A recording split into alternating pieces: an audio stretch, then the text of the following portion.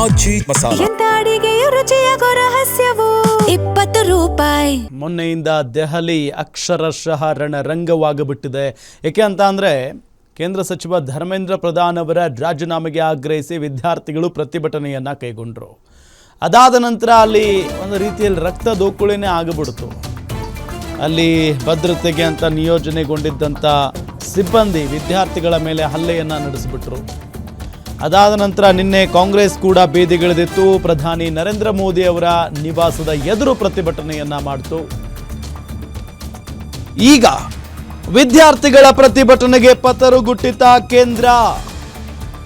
ಧರಣಿ ಬೆನ್ನಲ್ಲೇ ಚರ್ಚೆಗೆ ರೆಡಿ ಆಯ್ತಾ ಕೇಂದ್ರ ಸರ್ಕಾರ? ಶಿಕ್ಷಣ ಕುರಿತ ಯಾವುದೇ ಸಮಸ್ಯೆ ಬಗ್ಗೆ ಚರ್ಚೆಗೆ ಸಿದ್ಧ. ಪ್ರತಿಭಟನೆ ಕೈಬಿಡುವಂತೆ ವಿದ್ಯಾರ್ಥಿಗಳಿಗೆ ಮನವಿಯನ್ನ ಮಾಡಿಕೊಂಡಿದೆ. ಕೇಂದ್ರ ಸರ್ಕಾರ ಎಂದಿಗೂ ವಿದ್ಯಾರ್ಥಿಗಳ ಪರವಾಗಿ ನಿಲ್ಲುತ್ತೆ. ವಿದ್ಯಾರ್ಥಿಗಳು ಕೇಂದ್ರ ಸರ್ಕಾರದ ಮೇಲೆ ನಂಬಿಕೆಯನ್ನ ಇಡಬೇಕು.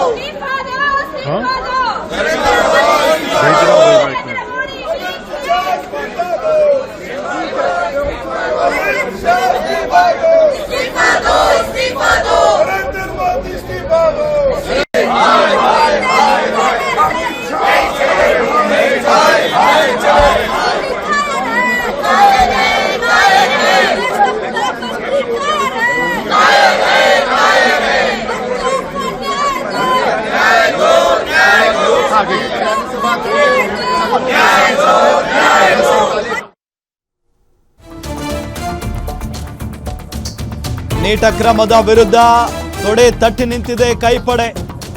ಕೇಂದ್ರ ಶಿಕ್ಷಣ ಸಚಿವ ಧರ್ಮೇಂದ್ರ ಪ್ರಧಾನ್ ರಾಜೀನಾಮೆಗೆ ಬಿಗಿಪಟ್ಟು. ರಾಜ್ಯಸಭಾ ಅಧ್ಯಕ್ಷರನ್ನ ಭೇಟಿ ಮಾಡಿದ್ದಾರೆ ಎಐಸಿಸಿ ಅಧ್ಯಕ್ಷ ಮಲ್ಲಿಕಾರ್ಜುನ ಖರ್ಗೆ. ಸದ್ಯದ ಸ್ಥಿತಿಯಲ್ಲಿ ನೀಟ್ ಅಕ್ರಮ ಕುರಿತ ಚರ್ಚೆಗೆ ರೆಡಿ ಇಲ್ಲ.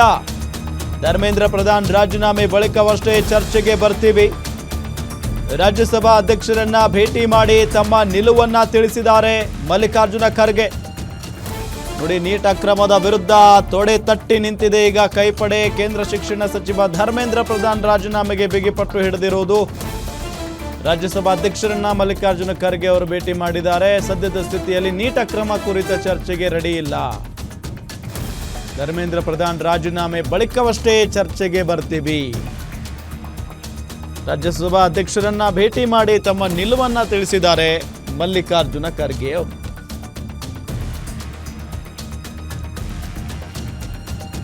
ಸೊ ಒಂದು ಕಡೆ ಕಾಕ್ರೋಚ್ ಜನತಾ ಪಾರ್ಟಿ ಅಂತ ಏನು ಶುರುವಾಗಿದೆ, ಅವರೆಲ್ಲರೂ ಸೇರಿ ಹೋರಾಟವನ್ನ ಶುರು ಮಾಡಿದ್ದಾರೆ. ವಿದ್ಯಾರ್ಥಿಗಳು ಕೂಡ ಬಂದಿದ್ದಾರೆ ಹೋರಾಟದಲ್ಲಿ. ವಿದ್ಯಾರ್ಥಿಗಳ ಮೇಲೆ ದಬ್ಬಾಳಿಕೆ ಆಯಿತು ಅನ್ನೋ ಕಾರಣಕ್ಕೆ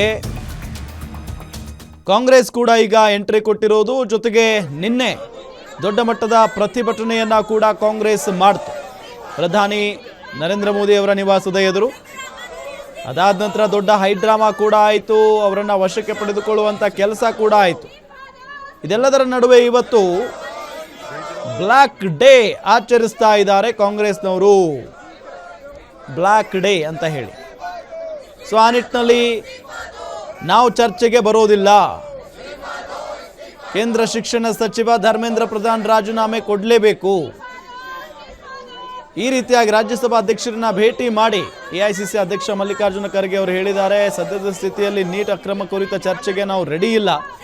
ಧರ್ಮೇಂದ್ರ ಪ್ರಧಾನ್ ರಾಜೀನಾಮೆ ಬಳಿಕ ನಾವು ಚರ್ಚೆಗೆ ಬರ್ತೀವಿ. ರಾಜ್ಯಸಭಾ ಅಧ್ಯಕ್ಷರನ್ನ ಭೇಟಿ ಮಾಡಿ ತಮ್ಮ ನಿಲುವನ್ನ ತಿಳಿಸಿದ್ದಾರೆ ಮಲ್ಲಿಕಾರ್ಜುನ ಖರ್ಗೆ ಅವರು. ಇದೆಲ್ಲದರ ಜೊತೆಗೆ ಕೇಂದ್ರ ಸರ್ಕಾರ ಈ ಒಂದು ಹೋರಾಟಕ್ಕೆ ಮಣಿತಾ ಅನ್ನೋ ಪ್ರಶ್ನೆಯೂ ಕೂಡ. ಯಾಕೆಂತ ಅಂದರೆ ಈಗ ಚರ್ಚೆಗೆ ನಾವು ರೆಡಿ, ಚರ್ಚೆಗೆ ಬನ್ನಿ, ಮಾತುಕತೆ ನಡೆಸೋಣ, ಶಿಕ್ಷಣ ವಿಚಾರಕ್ಕೆ ಸಂಬಂಧಪಟ್ಟಂತೆ ಏನೇ ಆದರೂ ಕೂಡ ನಾವು ಚರ್ಚೆಗೆ ಸಿದ್ಧ, ಜೊತೆಗೆ ವಿದ್ಯಾರ್ಥಿಗಳ ಪರವಾಗಿ, ಯುವಕರ ಪರವಾಗಿ ಕೇಂದ್ರ ಸರ್ಕಾರ ಯಾವಾಗಲೂ ಕೂಡ ಇರುತ್ತೆ, ಈ ರೀತಿಯಾಗೆಲ್ಲ ಹೇಳಿದೆ ಕೇಂದ್ರ.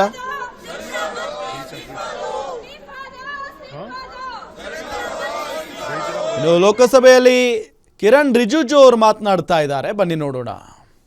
होना है और किस नियम के तहत होना है, माननीय स्पीकर महोदय सारे पार्टी के फ्लोर लीडर से बातचीत करके इसका निर्णय किया जाए. सरकार पूरी तरह से नीट पेपर लीक पे चर्चा करने के तैयार है और इस देश के युवाओं का भविष्य के लिए हम सब मिलकर के एक सार्थक चर्चा हो, ये सरकार चाहती है. अखिलेश बोलना चाहते हैं. अखिलेश जी, अखिलेश जी, अखिलेश जी,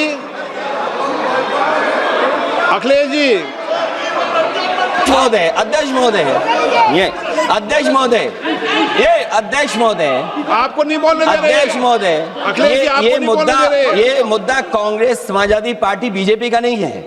ये मुद्दा युवाओं और छात्र नौजवानों का है.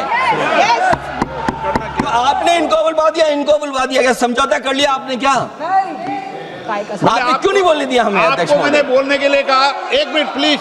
नहीं, आपने समझौता क्यों कर लिया फिर? हम लोग का बात भी. अखिलेश जी, नहीं, छात्र नौजवान क्या केवल. एक मिनट अखिलेश जी, एक मिनट. नहीं अध्यक्ष महोदय, ये अध्यक्ष महोदय, ये पक्ष ठीक नहीं है अध्यक्ष महोदय. ये युवा छात्र नौजवान हम सब के हैं, हम सब लड़ रहे हैं उनके लिए, हम सब लड़ रहे हैं उनके लिए. और जब छात्रों की नहीं सुनी जाएगी तो सड़कों पे आएंगे. और जो सरकार ने व्यवहार किया है, इस्तीफा तो क्या है, इस्तीफा तो जब चाहेंगे तब मंत्री ले लेंगे, सदन के बाद ले लेंगे. लेकिन सवाल ये जो छात्रों के साथ व्यवहार हुआ है, उनके हाथ तोड़े, सर तोड़ा, उनके कपड़े फाड़े, क्या बेटियों के कपड़े फाड़ेंगे आप? हम और राहुल जी थे. अध्यक्ष महोदय, हम मजबूरी में गए हैं प्रधानमंत्री के आवास पर. अगर आप सुन लेते हैं यहाँ पर तो हम नहीं जाते. क्या प्रधानमंत्री स्टेटमेंट नहीं दे सकते हैं? युवाओं के लिए आप बाहर बोल सकते हैं, सदन में क्यों नहीं बोल सकते हैं आप? माननीय सदस्यगण, सभी लोगों के मत आ गए हैं. आप भी चर्चा चाहते हैं, ये भी चर्चा चाहते हैं और सरकार चर्चा करने को तैयार है. आप आइए, कब चर्चा करनी है, कितनी देर चर्चा करनी है, सरकार चर्चा को तैयार है. आप आइए चर्चा करने को. ऐसे गैलरी में बैठकर चर्चा नहीं होगी. चर्चा होगी, आप अपनी सीट पर बैठे, कितनी देर करनी, किस नियम के तहत करिए, आप बैठिए. सरकार ने कहा है कि खुले मन से कहा हम चर्चा को तैयार है और सबका मत आ गया है. अब आपके आपस के विवाद को मैं सीट पे बैठ के नहीं मिटा सकता. सदन की कार्रवाई 2 बजे तक स्थगित की जाती है.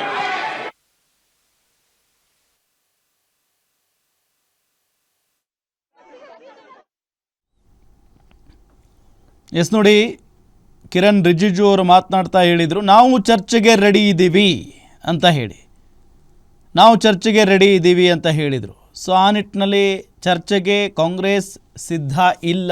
ಈಗ AICC ಅಧ್ಯಕ್ಷರು ಹೋಗಿ ಮಾತಾಡಿರೋ ಪ್ರಕಾರ ಸದ್ಯಕ್ಕೆ ನಾವು ಚರ್ಚೆಗೆ ರೆಡಿ ಇಲ್ಲ, ಧರ್ಮೇಂದ್ರ ಪ್ರಧಾನ್ ರಾಜೀನಾಮೆ ಕೊಡಲೇಬೇಕು, ಧರ್ಮೇಂದ್ರ ಪ್ರಧಾನ್ ರಾಜೀನಾಮೆ ನಂತರವೇ ಮುಂದಿನ ನಿರ್ಧಾರ ಅನ್ನೋ ನಿಟ್ಟಿನಲ್ಲಿ ಕಾಂಗ್ರೆಸ್ನ ನಿಲುವು, ಕಾಂಗ್ರೆಸ್ನ ನಿರ್ಧಾರ. ಸೊ ಹಾಗಾಗಿ ಇದು ಇಲ್ಲಿಗೆ ಮುಗಿಯುವ ಲಕ್ಷಣಗಳಂತೂ ಇಲ್ಲ. ಸೊ ಇವತ್ತು ಬ್ಲ್ಯಾಕ್ ಡೇ ಆಚರಣೆ ಮಾಡ್ತಾ ಇದ್ದಾರೆ ಕಾಂಗ್ರೆಸ್ನವರು.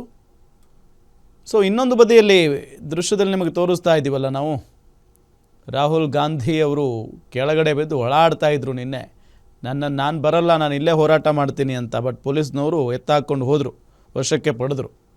ಸೊ ಆ ಸಂದರ್ಭದಲ್ಲಿ ಸ್ವಲ್ಪ ಅವರಿಗೆ ಮೂಗಿಗೆ ಗಾಯ ಕೂಡ ಆಯಿತು.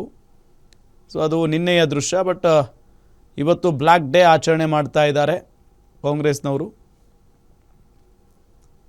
ನೋಡಿ, ಸ್ಪೀಕರ್ ಮಾತನ್ನು ಒಪ್ಕೊಳ್ಳದೆ ಇವತ್ತು ವಿಪಕ್ಷಗಳು ಗದ್ದಲವನ್ನು ಮಾಡಿದ್ದಾವೆ. ಸಂಸತ್ನಲ್ಲಿ 3ನೇ ದಿನವೂ ಕೂಡ ಗದ್ದಲ ಕೋಲಾಹಲ ಸೃಷ್ಟಿಯಾಗಿರೋದು.